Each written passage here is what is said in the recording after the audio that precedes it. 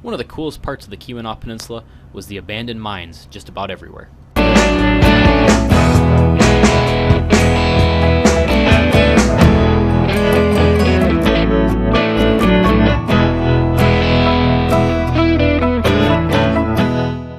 We knew we wanted to explore some of the history of the Keweenaw Peninsula.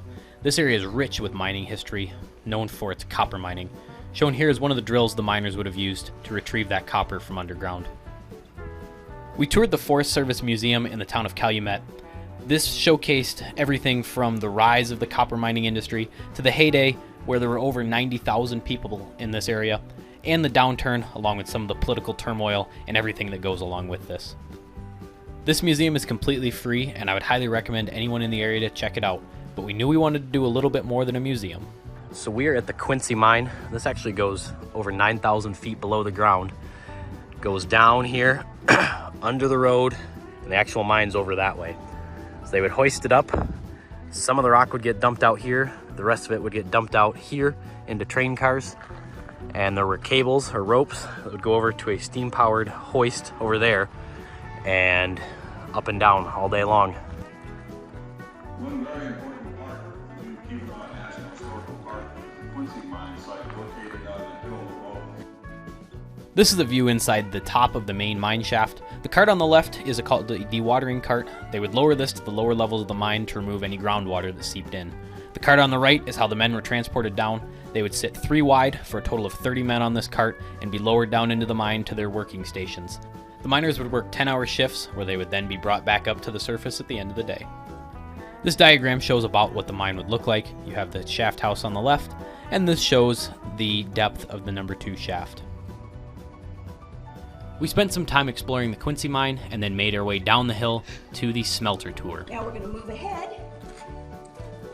Jude's is a trap door.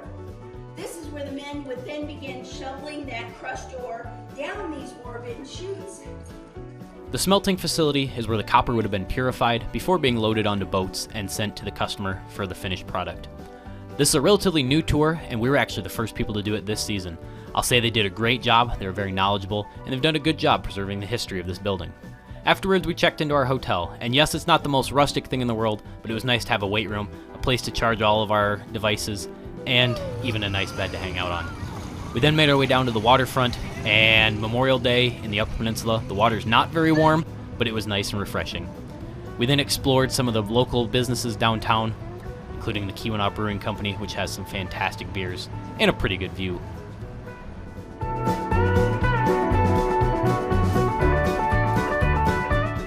This is the twin city of Houghton and Hancock. We're in Houghton, Michigan, and Hancock's across the way. That building across the river with the smokestack is the smelting facility we toured earlier.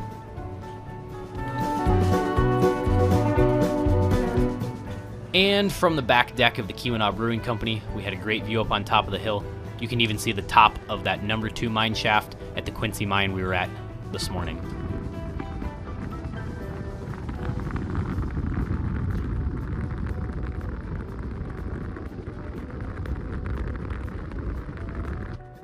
The next morning, we hopped on the Bill Nichols Trail.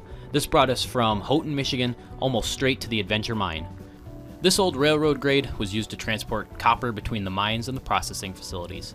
Other than one spot where the railroad trestle was removed and now it's a rocky hill, this is a very flat and fast trail that's a ton of fun to run. Unfortunately, the trail was closed in a few spots due to washouts. Luckily though, it was well marked because it would not have been any fun to hit this hole doing 60 miles an hour.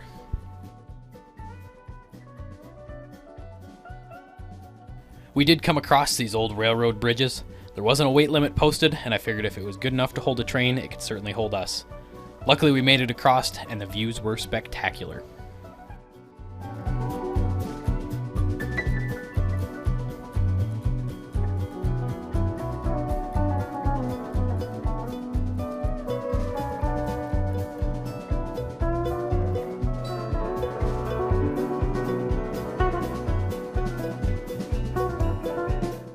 This was a series of 3 bridges, and each one had a view that was a little bit better than the last.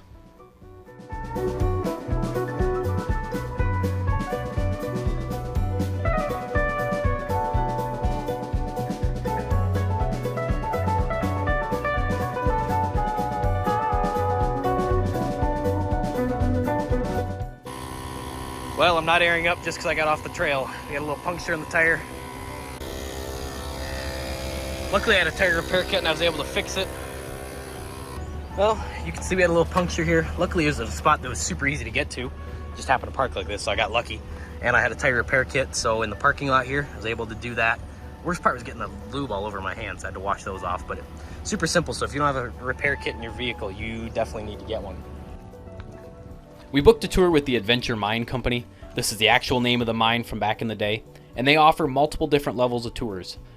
Ours was the first level, and we just stayed on the main level of the mine, walked around and explored, and learned about the history.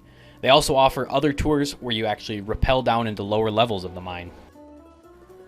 This isn't a sponsorship, but I would highly recommend checking these guys out if you're up there. It was really cool to actually get a first-hand experience into what it was like to be in the mine, how dark it was, and just the overall conditions. They must have known that this was an off-road themed trip, because this was how they transported you from the main entrance and gift shop up to the opening of the mine.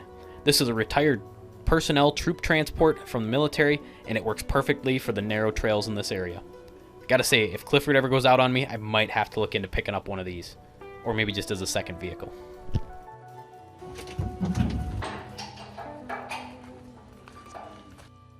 Among the many things we learned while in the mine was how to find copper. They said that usually copper is found with other minerals, and you can see that as the white streak of deposited minerals in the bedrock around it. I must say, I was caught a little bit off guard by the sheer size of the underground caverns they made. Remember, this was all done by hand. They would drive one of these stakes in, there'd be one man on either side with a sledgehammer, and drive it in. They would make a diamond pattern in the wall, and then fill it with black powder. They would then blow the black powder at the end of the day, so that the dust would be settled by the time they got there in the morning. This sign shows the sheer magnitude of this mining operation. They made multiple shafts in this mountain, and we explored just a small portion of it. It's kind of almost impossible to imagine standing on top of all of this hard work underneath us.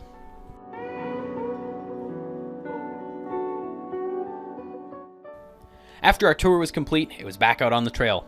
I'm happy to report that our trail fix for the tire worked perfectly. We had zero air leakage and no damage to any other components. Ever since we started planning this trip, I was very excited to visit the Keweenaw. From the remote campsites to the beautiful scenery, the vast number of off-road trails, and everything in between, the Keweenaw did not disappoint. I can't wait to begin planning our next trip to this area. But that being said, this trip is far from over. Make sure you tune in next time, where we make our way to Wisconsin for the night, explore Bond Falls, catch up with some old friends, and finally, make it back to Sault Ste. Marie for one last time. Make sure you hit that subscribe button and check us out on Instagram so you don't miss out on any of the action.